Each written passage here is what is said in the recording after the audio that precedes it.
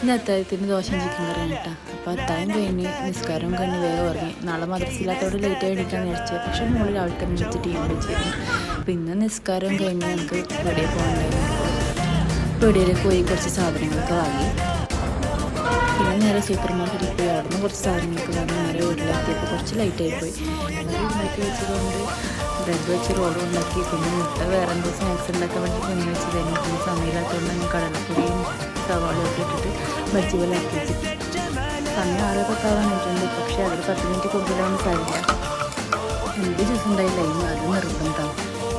പിന്നെ മോളെ കൊണ്ട് മധുരം നോക്കിച്ച് പിന്നെ എന്തെങ്കിലും മധുരമുള്ള എന്തെങ്കിലും വേണമല്ലോ. ഒരു മധുരമാണ് ഉണ്ടാക്കൽ.